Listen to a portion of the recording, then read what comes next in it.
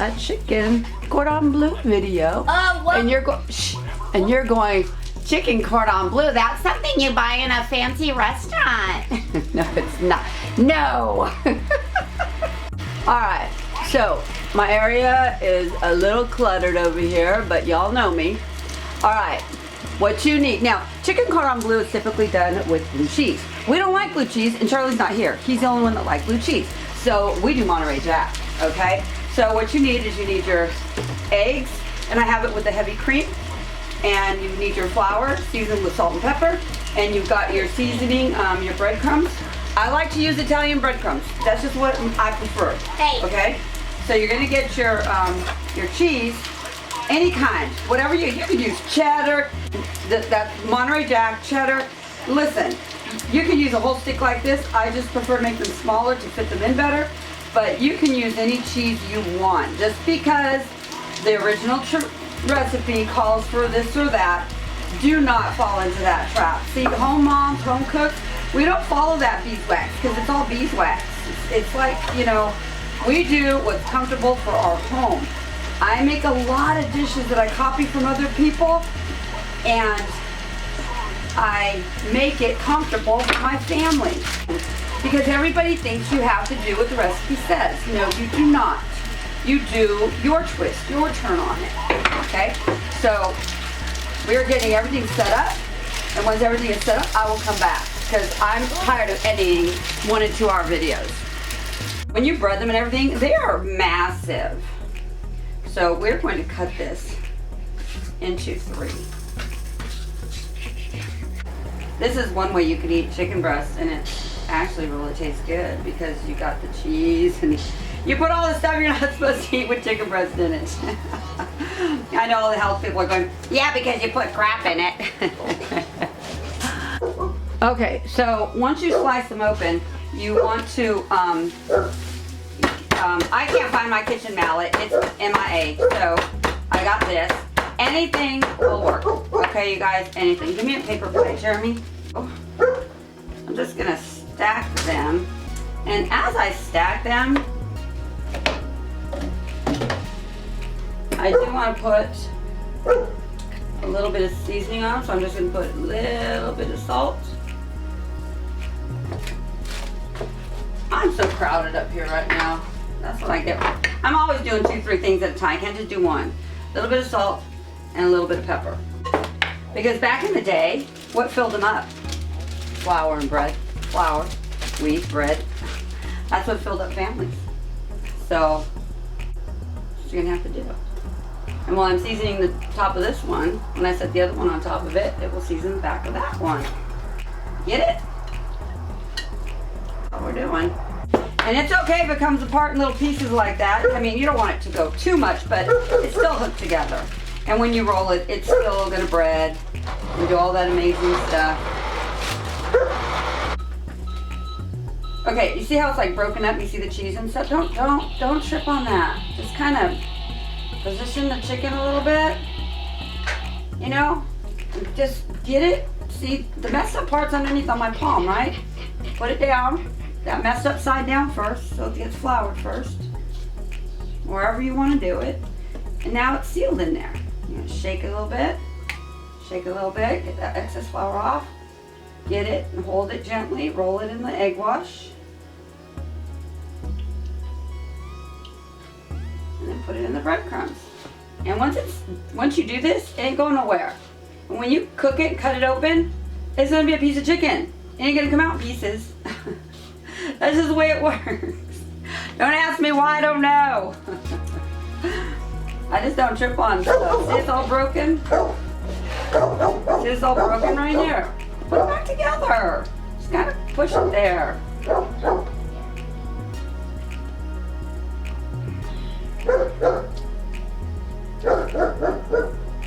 Go like that.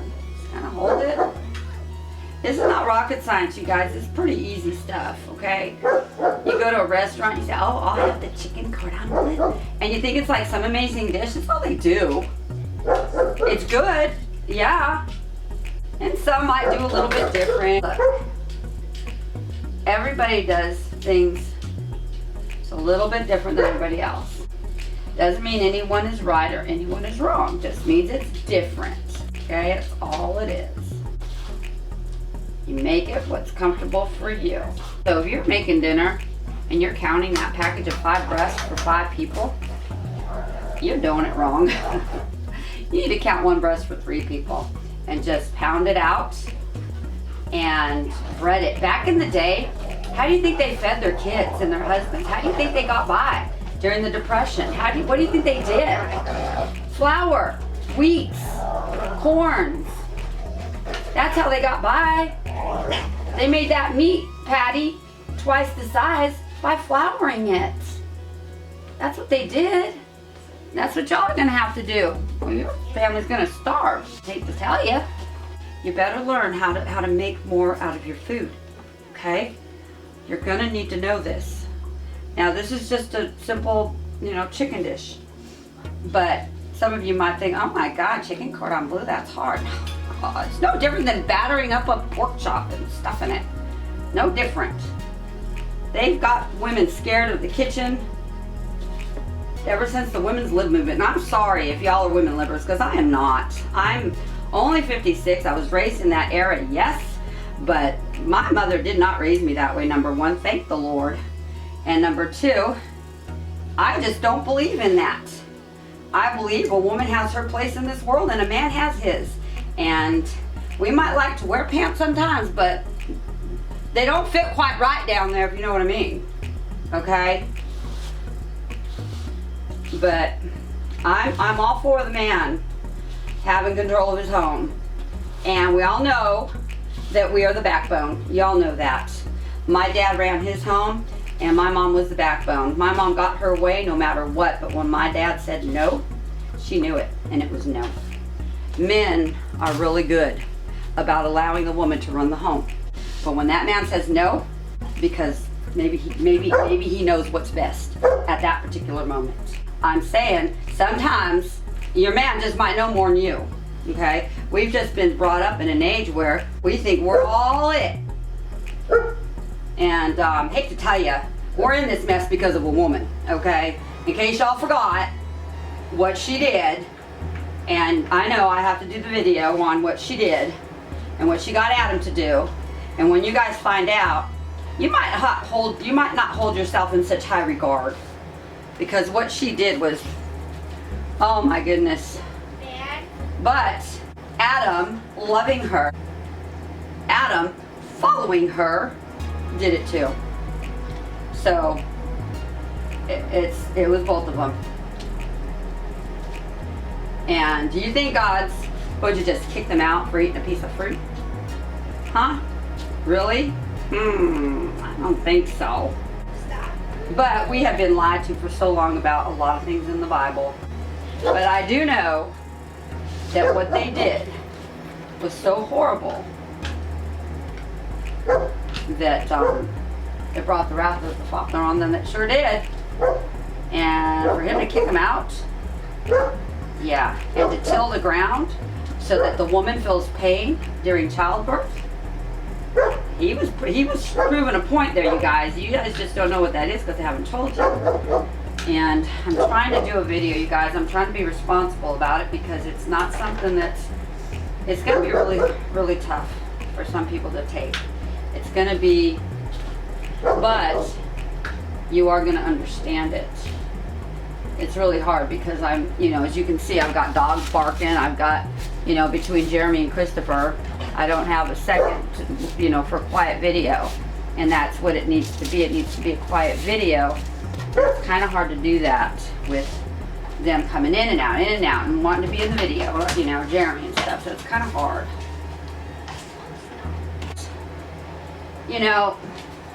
We're in this mess because of what she did.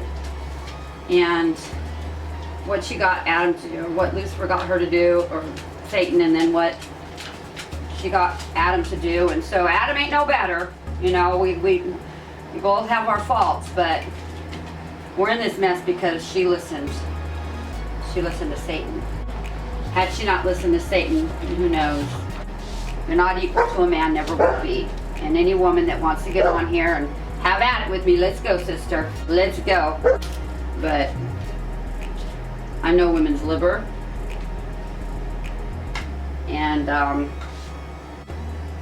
I think it takes both mom and dad to be a parent, and a woman and a man to build their household. But I also think there's a time for a man to speak and there's a time for a woman to speak. And men have been letting us speak for many years. Let them do their thing, because if we don't let them do their thing, here with what's coming, ooh, you ain't gonna be able to do nothing. You ain't gonna be able to do nothing. We are going to be dependent on a man for protection. And I'm really sad because I don't have that. My husband was in a hurry to go see the father. So, anyway, I love being a woman, and I love a man being a man. I love to see when, you know, women make their husband a plate of food. I always did that. I remember, you guys, when me and Charlie first started dating, we went to his family's for Thanksgiving. At first we go to mine and then we go to his, right? We're probably dating, I don't know, 6 months maybe. And it was Thanksgiving, and this is back in the day when I was asleep, and yeah, I celebrated the murder of 2 billion of God's people. Yes, I did. I no longer partake, but teach his own. So anyway, we went to his family, and they said, okay, everything's ready. And everyone walked around the table and served themselves, right? So Charlie was sitting down watching football, whatever was on. I think it was football. And I think that's what guys watch on that day. And it was time for everyone to eat, and everybody got up to go serve themselves, and his brother, and you know, everybody. And I went and I said, I went and whispered something to him, and I said, I think I asked him, you know, what he wanted, or you know, did he want, I don't know, can't remember. And he said yeah, and he just sat there on the chair, and you know, I went and made him his plate and came back and gave it to him, and while I'm serving his plate over the table, his brother looks at me and he goes, you can eat all that? Because I was really small. I was like a size 8, 9, so not really small, but you know what I mean, I was small. And he looked at me and goes, you can eat all that? And I'm like, oh, this isn't for me, it's for Charlie. The look on his face, he goes, you serve him? And I just looked at him because, you guys, I was raised I'm Hispanic, I'm Mexican. We are raised to take care of our men. I knew how Mexican men were raised. I married me a white boy. I knew how my brothers were raised. And I was raised. Anyway, I'm just joking. So, okay, so I said, I looked at him and I'm like, yeah. I didn't think nothing of it, right? And the look on his face was just priceless, you guys. It was just absolutely priceless. I love you. Love you too. And so, I always served my husband, always. No matter where we were, except if we went into a buffet, then, you know, I didn't there because, you know, he there's all kinds of stuff, I didn't know what to get him. But like at home, that man never got a plate in his life unless he was serving me for my birthday. And whenever time we'd go to my family's, first thing my dad would say, sit down, Charlie, Lena, get him a cup of coffee. My brother married a white girl that don't serve no man. That's how y'all are raised. Not all of you, but you know. And I looked at her, and I looked at my brother because to me, he was worthy of being served to me, okay? So, I just looked at her and I went, we're not gonna make him a plate? I mean, there's not room for all of this in here. It's at a small kitchen. And we were renting at the time. So anyway, I said, you're not gonna serve him? And she's like, no. And I was, you guys, beside myself. And I was like, so I served him a plate and I said, here, can you hand it to him? She didn't even want to do that, but she did. She went over and she kind of like tossed it in front of him and said, here you go. You guys, when I tell you that I was beside myself, because I never seen anything like that. All right, I'm gonna clean up. I want to go put these in the freezer. What? How many did we get? We had 7 chicken breasts. Yeah, we had 5 on one and 2 on the other. Yes, Dad. 19, 20, 21. There was three per breast. So 7 times 3 is 21. You can easily cut these in half if you have smaller children, because these are actually really, really big. Can you see those? Can y'all see those? Yeah, oh yeah, you can see that. Yeah, I still haven't got that drawer put in there yet. I gotta go buy a thingy. Anyway, those are large pieces of chicken. Let me bring it up a little bit closer. Those are huge. And I want to fry these too so you can see actually how huge they are. This is a third, because I cut each one into 3, and still look, once you pound it out, look how big they are.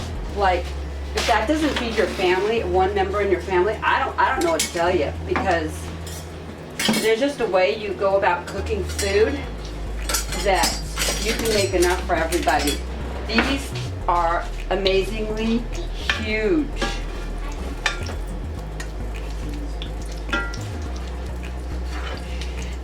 And all I did was bread them. Well, you saw what I did.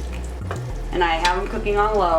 Okay, so this is my chicken cordon bleu. And we're going to cut a little bit. And take a little taste.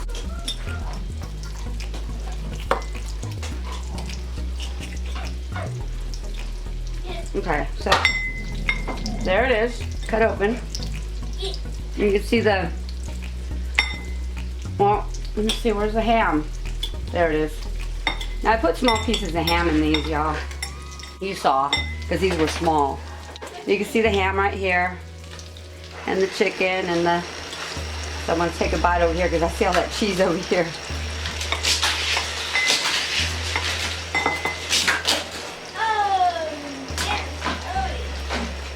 Oh my goodness, you guys gotta try this. Alright, let me get a piece with the ham. You see that? Doesn't that look good, you guys? It tastes so good too! Alright, let me get back. You gotta try it, you guys. Do you think that frozen cordon bleu in the frozen section tastes good?